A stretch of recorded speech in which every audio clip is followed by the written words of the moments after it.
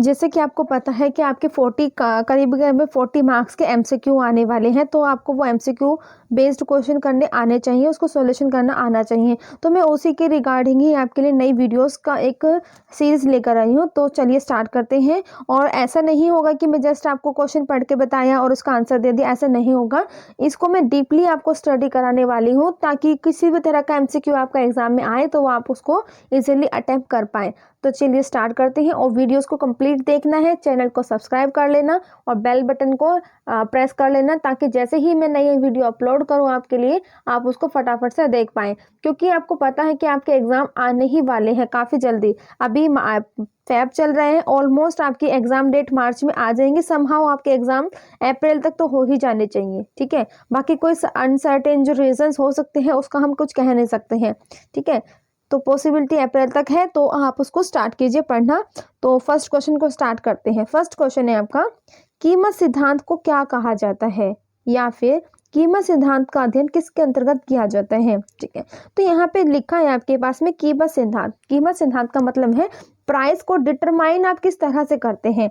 ठीक है, तो जो प्राइस से रिलेटेड चीजें आते हैं ना, एक पर्सन से रिलेटेड चीजें, वो सब आपके आती हैं व्यष्टि अर्थशास्त्र के अंदर। अंडरस्टैंड।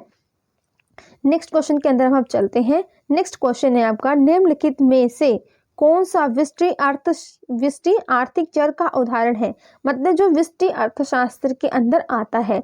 तो ये सब आपको जानने के लिए, इन क्वेश्चन को सॉल्यूशन करने के लिए, अगर आपने व्यष्टि अर्थशास्त्र का मीनिंग और समष्टि अर्थशास्त्र का मीनिंग अगर अच्छे से आपने पढ़ा है, तो इन क्वेश्चंस को आप इजीली अटेम्प्ट कर पाएंगे। ठीक है, अगर आपने नहीं कर रखा है तो उसको जरूर कर लीजिए। ठीक है, अगर आप चाहते हो कि मैं उसके ऊपर एक अलग वीडियो बनाऊं तो मैं जरूर बनाऊंगी, आप मुझे कमेंट में जरूर बताइएगा। ठीक है, तो देखिए, जो व्यष्टि अर्थशास्त्र है वो रिलेट करता है एक पर्सन से, एक व्यक्ति से रिलेट करता है, उसी से संबंधित होता है। तो व्यक्ति से रिलेट करते हुए क्या राष्ट्रीय आय व्यक्ति से मिलकर बनती है? नहीं ना, सभी व्यक्तियों से मिलकर राष्ट्रीय आय बनती है। ठीक है, फर्म का उत्पादन भी व्यक्ति तो नहीं करता ना। ठीक है, तो यहाँ पे इन सब के अंदर जो है इससे रिलेटेड, अभी ऊपर ही लास्ट क्वेश्चन के अंदर कीमत सिद्धांत हमारा व्यष्टि में था, इट मीन्स व्यष्टि के अंदर क्या आएगा, कीमत स्तर आएगा। ऑपोजिट कर दिया ना, यहाँ पे क्वेश्चन को ये आंसर बना दिया और क्वेश्चन को यहाँ पे आंसर बना रखा। तो समझ में आ रही है बात। ठीक है, नेक्स्ट क्वेश्चन के ऊपर चलते हैं। निम्नलिखित में से कौन सा समष्टि तत्व है। समष्टि तत्व मतलब कि एग्रीगेट है, सम अप है। तो बात करते फर्स्ट ऑप्शन की, क्या मांग। मांग किससे रिलेटेड होती है, मांग एक पर्सन से रिलेट होती है, मतलब व्यष्टि में आती है ये। ठीक है, मुद्रास्फीति, क्या ये इसमें आती है। हाँ जी, बिल्कुल सही। मुद्रास्फीति का मतलब ही यही होता है ना कि इन्फ्लेशन हो रहा है, किसमें, मनी में। ठीक है, ठीक है, तो बात करते हैं नेक्स्ट क्वेश्चन की, निम्नलिखित में से कौन सा समष्टि तत्व नहीं है।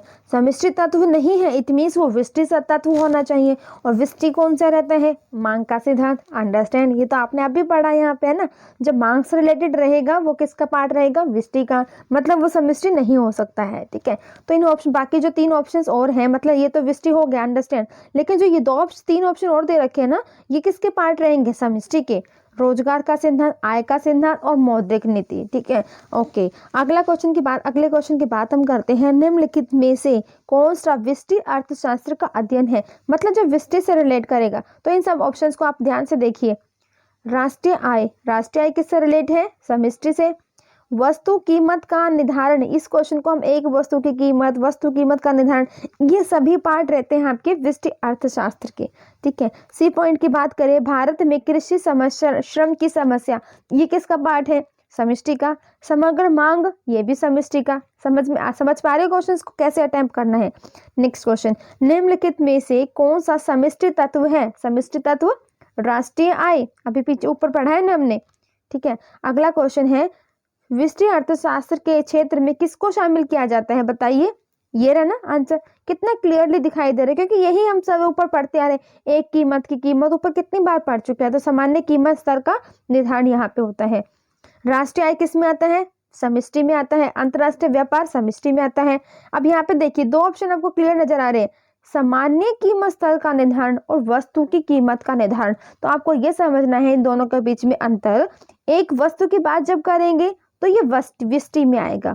ठीक है, और जब बात करेंगे हम सामान्य कीमत की, जो सबके लिए एक जैसी रह सकती है, वो आता है हमारा समष्टि में। समझ गए? चलिए नेक्स्ट क्वेश्चन पे चलते हैं। निम्नलिखित में से कौन सा व्यष्टि अर्थशास्त्र का अध्ययन है? व्यष्टि छोटी सी बात, मांग का सिद्धांत, अंडरस्टैंड।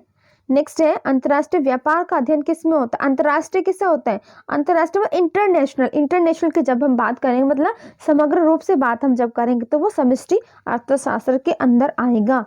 अब यहाँ पे ऑप्शंस को देख लेते हैं ध्यान से, इनमें से कोई नहीं, ये तो हो नहीं सकता। क्यों नहीं हो सकता? क्योंकि हमने बाकी पहले और ऑप्शन को भी देखना है। व्यष्टि अर्थशास्त्र नहीं हो सकता है क्योंकि वो तो अंतरराष्ट्रीय की बात हो रहा है। फिर लोक अर्थशास्त्र तो कुछ होता ही नहीं है, या मैं कहूँ होता है लेकिन आपके सिलेबस में नहीं है। ओके, अगला पॉइंट है क्या होना चाहिए का किसका विषय है? क्या होना चाहिए का मतलब जब हम बात करते हैं आदर्शों की, यही होता है ना, आदर्शों की जब हम बात करते हैं तब उसमें बोलते हैं कि ऐसा होना चाहिए। तो ये रहा इसका ऑप्शन बी ऑप्शन, आदर्शात्मक विज्ञान। ओके, वास्तविक विज्ञान जो रियल में चीजें हैं उन्हीं को दिखाना। ठीक है, नेचुरल के अंदर जब प्राकृतिक मतलब नेचुरल चीजों का जब अध्ययन करते हैं तो वो होता है। नेक्स्ट क्वेश्चन पे चलते हैं। निम्नलिखित में से कौन सा समष्टि अर्थशास्त्र का उदाहरण है? अब आप इस क्वेश्चन को ध्यान से समझिए, मतलब आता है आपको उपभोक्ता संतुलन, व्यष्टि में आता है। इनमें से कोई ऑप्शन जब हम देखते हैं, जब इनमें से सारे एक जैसे मिलते हैं, हमें ये ऑप्शन हमें कट ही कर लेना चाहिए फिलहाल। फर्म का संतुलन, व्यापार चक्र, तो देखिए जो हमारा सब व्यापार चक्र है ये समष्टि का अध्ययन है, फर्म का संतुलन समष्टि का अध्ययन है ना। ठीक है, तो यहाँ पे इसका आंसर रहेगा व्यापार चक्र। ओके, नेक्स्ट क्वेश्चन पे चलते हैं हम। निम्नलिखित में से कौन सा समष्टि तत्व नहीं है? नहीं है, कौन सा नहीं है? उपभोक्ता का संतुलन, अंडरस्टैंड। इसके आंसर्स भी हमारे मैंने आपको दिए हैं नेक्स्ट पॉइंट के ऊपर। देखिए 11 का था आपका आंसर ए, मतलब व्यापार चक्र मैंने आपको बताया अभी। समष्टि अर्थशास्त्र का अध्ययन हम किस में करते हैं? व्यापार चक्र के अंदर। जब एक फर्म की बात हम करते तो व्यष्टि कहलाता है। ठीक है, अब 12 का आंसर आपको गिवन होगा डी। देखिए तत्व नहीं है उपभोक्ता का संतुलन, देखिए क्या ये इसका आंसर तो नहीं था ना। तो इसी साइंस में मैं आपको बोल रही हूँ, आपको बेसिकली इस चैप्टर को के लिए आपको यही याद रखना है कि व्यष्टि में कौन सा आएगा और समष्टि में कौन सा आएगा। आप एक पेज के ऊपर इसको नोट डाउन कर सकते हैं और अपनी प्रिपरेशन बूस्ट अप कर सकते हैं अपने को। ठीक है, अब मैंने आपके लिए कुछ और क्वेश्चंस भी लेकर आई हूँ जो में आपको ट्रू और फॉल्स बताना है। तो फर्स्ट पॉइंट है आपका अर्थशास्त्र केवल भौतिक वस्तु का अध्ययन करता है, क्या ऐसा ही होता है? नहीं ना, तो यार इसका आंसर हो जाएगा आपका नो में आंसर हो जाएगा। ठीक है, प्रिंसिपल ऑफ इकोनॉमिक्स इतने में 1896 मतलब 1896 में प्रस्तुत हुई नहीं। इसका आपको क्या आपका होमवर्क ये रहेगा कि आप इसको गूगल करेंगे और इसको सर्च करेंगे कितने में इसको हुआ था। ठीक है, नेक्स्ट है साधन कीमत के सिद्धांत का अध्ययन व्यष्टि में किया जाता है? नहीं, ये समष्टि में किया जाता है। साधन का मतलब फैक्टर कीमत, ठीक है, तो वो हमने किया जाता है समष्टि में। नेक्स्ट है संपूर्ण अर्थव्यवस्था में, समष्टि अर्थशास्त्र में संपूर्ण अर्थव्यवस्था के स्तर पर समुच्चय का अध्ययन किया जाता है। हाँ जी बिल्कुल, संपूर्ण का अध्ययन किया जाता है। सीमित साधनों को धन कहा जाता है? बिल्कुल कहा जाता है भाई, सीमित साधनों को तो ही धन कहा जाता है। व्यष्टि अर्थशास्त्र के ग्रीक भाषा माइक्रो से लिया गया जिसका अर्थ होता है बड़ा। नो नो नो नो, इसका अर्थ होता है छोटा। ठीक है, इसके आंसर भी मैंने आपको गिवन आपको मैंने आंसर यहाँ पे दिए हैं। ठीक है, आप इसको ध्यान से यहाँ पे देख सकते हैं। और अगर PDF चाहिए तो आपको टेलीग्राम चैनल ज्वाइन कर लेना है, वहाँ पे आपको जरूर मिल जाएगी। ठीक है, चेक कीजिएगा। अब इसके कुछ क्वेश्चंस को हम कर लेते हैं जो कि MCQ टाइप बनकर आ सकते हैं। फर्स्ट पॉइंट है, फर्स्ट क्वेश्चन आपके पास में, अर्थशास्त्र किसे कहते हैं? अर्थशास्त्र मनुष्य की धन संबंधी क्रियाओं से संबंधित है।